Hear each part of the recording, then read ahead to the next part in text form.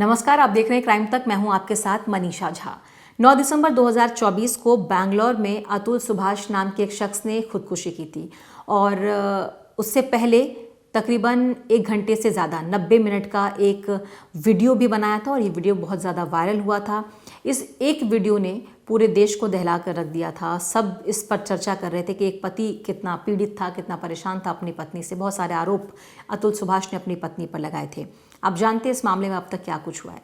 कानून ये कहता है कि किसी भी मुकदमे के दर्ज होने से 3 महीने के भीतर उस पर चार्जशीट उसकी दाखिल हो जानी चाहिए, लेकिन चार्जशीट दाखिल हुई है नवंबर 2025 में, यानी कि इसी महीने 5 नवंबर को चार्जशीट दाखिल हुई है, जो कि मार्च तक हो जानी चाहिए थी। इसमें 8 महीने का डिले हुआ है। जो चार्जशीट मार्च 2025 में दाखिल होनी चाहिए थी, वो चार्जशीट नवंबर 2025 में दाखिल हुई है, यानी कि तकरीबन इस केस के होने के 1 साल बाद, 11 महीने बाद। चलिए, तो बात रही चार्जशीट की। 8 महीने डिले ही सही, चार्जशीट दाखिल हुई। अब जब ये मामला कोर्ट पहुंचा और ट्रायल इस पर होना था, मुकदमे की तारीख मिलनी थी, जब ये मामला कोर्ट पहुंचा, अगले दिन की तारीख थी, तब जज छुट्टी पे थे, यानी कि 7 नवंबर या 6 नवंबर की तारीख मिली थी, तब जज छुट्टी पे थे। इसके बाद जो अगली तारीख मिली अतुल सुभाष के परिवार को, वो है नवंबर 2026, यानी कि जो दिसंबर 2024 का मामला था, जिसमें 1 साल बाद चार्जशीट दाखिल हुई और उसके भी 1 साल बाद पहली ट्रायल की तारीख अतुल सुभाष के परिवार को मिली। और इसके बाद जब लगा कि मीडिया का प्रेशर है या मामला बहुत वायरल हो रहा है, तो इस पूरे मामले में मार्च 2026 पहली ट्रायल की तारीख अतुल सुभाष के परिवार को मिला। इसके बाद मजिस्ट्रेट ने खुद सुमोटो लिया और इसे प्रीपोन करते हुए दिसंबर 2025 की तारीख मिली है। 5 दिसंबर की पहली हियरिंग इस पूरे मामले में है। यानी सबसे पहले तो चार्जशीट 8 महीने लेट दाखिल हुई और उसके बाद जब ये सुसाइड हुआ उसके 2 साल के बाद पहली तारीख मिली और उसके बाद उसको प्रीपोन करते करते अब जो है वो दिसंबर में इस पूरे मामले की पहली हियरिंग की जाएगी। सवाल यहाँ पर यह है कि अगर ये संभव था कि चार्जशीट दाखिल होने के अगले ही महीने कोर्ट में पहली हियरिंग हो सकती थी, ट्रायल की तारीख लग सकती थी, तो उसे 1 साल बाद की तारीख क्यों दी गई, यानी कि ये डिले क्यों किया गया? अगर ट्रायल कब शुरू होगा, पहली तारीख कब लगेगी, इसको लेकर ही अतुल सुभाष के परिवार को इतना स्ट्रगल करना पड़ रहा है। इसको लेकर ही 5 बार तारीखें बदली गई, पहले 1 साल, फिर 6 महीने, फिर और कम की गई और अब चार्जशीट के अगले महीने, दाखिल होने के अगले महीने ये तारीख लगी है। तो सोचिए कि जस्टिस को पाने के लिए या जस्टिस मिलने के लिए अतुल सुभाष का परिवार कितना और वेट करेगा, कितना और उन्हें इंतज़ार करना पड़ सकता है। इस पूरे मामले में चार्जशीट दाखिल हो चुकी है और अगली हियरिंग जो है वो 5 दिसंबर 2025, यानी कि कुछ ही दिन बाद है। अतुल सुभाष ने जब सुसाइड किया था तो एक आखिरी ख्वाहिश अपनी जताई थी, एक आखिरी इच्छा जताई थी, वो ये कि उनके अस्थियों को तभी विसर्जित किया जाए जब उन्हें न्याय मिले। जिस न्याय के लिए उन्होंने सुसाइड किया वो न्याय उन्हें मिले, उसके बाद ही अस्थियां विसर्जित की जाए, नहीं तो कोर्ट रूम के गंदे नाले में इन अस्थियों को बहा दिया जाए। और यही उनकी आखिरी ख्वाहिश थी और इस ख्वाहिश के मुताबिक उनके परिवार ने उन अस्थियों को एक कलश में रखा हुआ है और ये अतुल सुभाष का जो बिहार वाला घर है वहाँ पर ये कलश अभी भी रखा हुआ है, जिसमें अतुल सुभाष की अस्थियां हैं और उनकी आखिरी ख्वाहिश के मुताबिक उन्हें अब तक विसर्जित नहीं किया गया है। अब आप सोचिए, एक परिवार जिनका बेटा चला गया, वो न्याय के लिए इंतज़ार कर रहे हैं और उस न्याय प्रक्रिया में कितनी देरी लग रही है वो आपने सोचा, सुना, देखा। अब ये सोचिए कि उस एक परिवार की स्थिति क्या होगी जिसके एक बेटे की अस्थियां एक कलश में, एक घर में रखी हुई हैं। क्या वो एक आम परिवार की तरह हंसता बोलता होगा? क्या वो एक आम परिवार की तरह जीता होगा?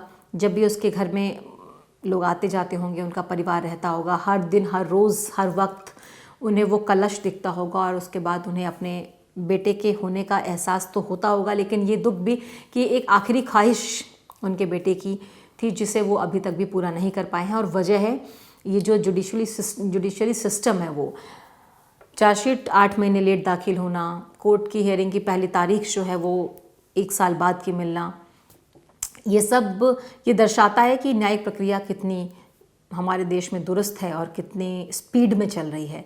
और ये उस परिवार के लिए बहुत ज़्यादा दुख की बात होगी। लेकिन इस पूरे मामले में जस्टिस कब तक मिलेगा, ये तो अपने आप में बड़ा सवाल है ही। अपडेट ये है कि अगले 5 दिसंबर को कोर्ट की पहली तारीख है और उसमें देखना होगा कि क्या होने वाला है। लेकिन इन सब के बीच में जो परिवार की स्थिति है, परिवार क्या सोच रहा है, इस न्यायिक प्रक्रिया के बाद, इस न्यायिक प्रणाली को देखने के बाद अतुल सुभाष के परिवार को न्याय की कितनी उम्मीद है, ये जानने के लिए हमने अतुल सुभाष के भाई से बातचीत की है। आइए आपको पूरी बातचीत सुनाते हैं। फर्स्ट हियरिंग की जो डेट थी हमारी वो 6 तारीख को ये चार्जशीट फाइल हुई थी, 6 नवंबर 2025। जो फर्स्ट हियरिंग की डेट थी वो थी 7 नवंबर 2025। उस दिन जज साहब जो है वो छुट्टी पे थे, तो नेक्स्ट हियरिंग की जो डेट दी गई वो हमें दी गई 2026 की नवंबर की। जो नवंबर 2026 है उस एज पर ई कोर्ट एप्लीकेशन उन्होंने नवंबर 2026 की डेट दी, जो कि 1 साल बाद की। फिर सोशल मीडिया प्रेशर या जैसे भी फिर इस डेट को चेंज किया गया ई कोर्ट एप्लीकेशन पे मार्च 2026, जो कि अभी भी 5 महीने बाद की थी। तो हम लोग बहुत दुखी थे कि इतनी लंबे डेट्स अगर पड़े तो पता नहीं न्याय कब मिलेगा और कब हम जस्टिस को सर्व करेंगे या नहीं करेंगे, ये भी पता नहीं। अभी भी हमने अस्थियों को ऐसे ही एज इट इज़ रखा हुआ है, क्योंकि मेरे भाई की वो लास्ट विश थी। और फिर कल एक ऐसा इंसिडेंस आया जिसमें मजिस्ट्रेट ने सुमोटो कॉग्निजेंस लिया गया है इसमें, और सुमोटो कॉग्निजेंस लेके इस डेट को प्रीपोन किया गया, और प्रीपोन करके जो फर्स्ट हियरिंग की डेट दी गई है वो है 5/12/2025, जो कि 4-5 दिनों के बाद ही है। तो लेट्स सी कि उस दिन जज साहब अगर अवेलेबल है तो उसमें क्या होता है, वी हैव टू सी। और दूसरा चार्जशीट की कॉपी क्योंकि वो कन्नड़ लैंग्वेज में है तो वो हमें अभी ट्रांसलेट करके अभी मिली नहीं है, जैसी मिलेगी मैं आपको अपडेट करूँगा। इस केस में जितने भी एक्यूज थे, आप लोगों ने जो इल्जाम लगाया था, वो सारे एक्यूज सब कहाँ हैं? सब बाहर हैं, बेल पे बाहर हैं। और आज भी निकिता सिंघानिया जो है वो जॉब कर रही है। ये हमारे देश का सिस्टम है कि निकिता सिंघानिया वो गुड़गांव जो है उसमें भी आज तक ही जॉब कर रही है। अगर यही सेम केस अगर लड़के के ऊपर हुआ होता तो यही एसेंचर कंपनी सबसे पहले लड़के को टर्मिनेट कर देती और शायद वो लड़का कहीं और किसी MNCs में काम नहीं कर पाता। तो ये हमारे देश में कॉर्पोरेट का भी ऐसा रवैया है जो बिल्कुल बायसनेस दिखाता है इस चीज़ को कि कैसे बायस्ड होकर काम किया जा रहा है। और इस वक्त बच्चा किसकी कस्टडी में? बच्चा जो है वो हमारी सुप्रीम कोर्ट में जब हमने हेवियस कॉर्पस में गए थे तो हेवियस कॉर्पस में हमें ये बताया गया था कि दादी जो है वो स्ट्रेंजर है उस बच्चे के लिए। तो हमें एक बहुत बड़ा सेटबैक लगा था, और अभी भी जो कस्टडी है उस बच्चे की अभी भी निकिता सिंघानिया के पास ही है। लेकिन at the end of the day जो हमें सुप्रीम कोर्ट में ये बताया गया था, हमने ऑर्डर कॉपी में लिखवाया था ये चीज़ कि कस्टडी की राइट्स जो है वो मतलब कस्टडी के केस जो है वो दादी जो है वो फाइल कर सकती है लोअर कोर्ट में। तो हमने लोअर कोर्ट में केस फाइल कर दिया गया है, तो अभी नोटिस सब हुआ है उन्हें, तो लेट्स सी कि क्या होता है। आखिरी नोट में उन्होंने अपनी आखिरी ख्वाहिश जताई थी कि जब तक उन्हें इंसाफ न मिले उनकी अस्थियों को विसर्जित नहीं किया जाए। तो वो अब भी उसी हालत में है, कहाँ रखी, और आप लोगों ने क्या सोचा है? अभी भी जो मेरे भाई की अस्थियां हैं वो मेरे घर पर, बिहार वाले घर पर रखी हुई है, और बहुत ही सुरक्षित तरीके से रखी हुई है। और हम ये डिमांड कर रहे हैं और ये हम मांग कर रहे हैं कि हमें जो है वो न्याय मिले, तभी मेरे भाई को एक शांति मिलेगी। और मेरे फादर ने तो और मदर ने भी ये सोच रखा है कि अगर उन्हें जस्टिस नहीं मिलता है तो वो उस अस्थियों को गटर के कोर्ट रूम के गटर में डालेंगे और वहीं पे आत्महत्या कर लेंगे। एक कानून और इन सब से अलग चीज सवाल मैं आपसे पूछना चाहता हूँ कि एक शख्स की अस्थियां उसके घर में हो, उसी घर में एक पूरा परिवार रहता हो, अस्थियों के आने के बाद और इंसाफ की उम्मीद में अब तक तो कितना वक्त हो चुका है, क्या कुछ अजीब या अलग सा नहीं लगता है?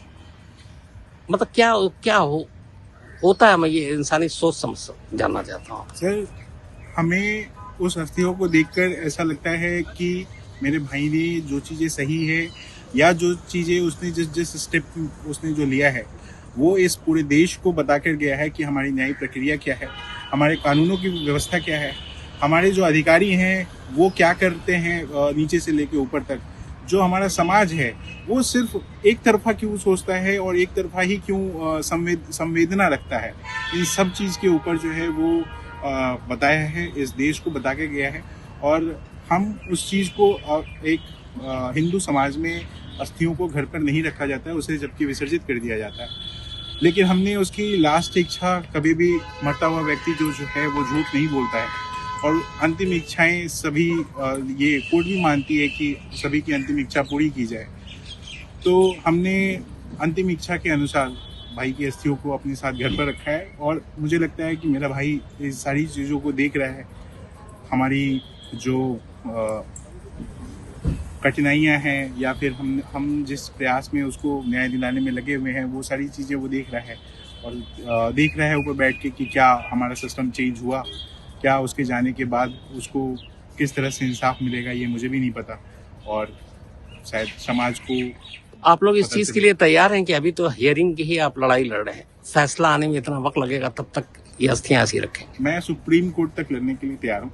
सुप्रीम कोर्ट में भी जाकर अगर हमें न्याय नहीं मिलता है तो मुझे और इस समाज के सामने ही हम उसके अस्थियों को गटर में फैलाएंगे। और उसने अपने बच्चे के लिए भी 2038 में जब वो 18 साल का हो जाएगा, वो कुछ गिफ्ट जो रखा हुआ है वो भी हम अपने घर पर रखे हुए हैं। तो अगर वो बेटा उसका मुझे मिला, या फिर मुझे मिलने की मतलब मैं मिला, तो शायद मैं उसको बता पाऊँ और उसके पिता के बारे में, और उसके पिता के दिए गए गिफ्ट को मैं उसको दे पाऊँ। तो अभी मेरे भाई को 9 दिसंबर को 1 साल होने जा रहा है, और 5 तारीख को पहली हियरिंग है। तो हम ये समझ सकते हैं कि हमारे देश में न्याय व्यवस्था क्या है और कितनी जल्दी न्याय मिलेगा, ये हमें भी नहीं पता। उस गिफ्ट को आप लोगों ने खोल कर देखा? नहीं, आपको पता नहीं है उसमें क्या है? नहीं, हमें नहीं पता कि क्या है, बट उसने एज इट इज जो उसके लिखे हुए शब्द है उसको हमने एज इट इज समझ के रखा हुआ है कि जैसे ही वो 18 साल का होगा, वो हम अगर मैं मिल पाया कोर्ट के द्वारा या जैसे भी, या फिर हमें कस्टडी दी गई, तो हम उसे प्रेजेंट करेंगे उसके 18वें साल।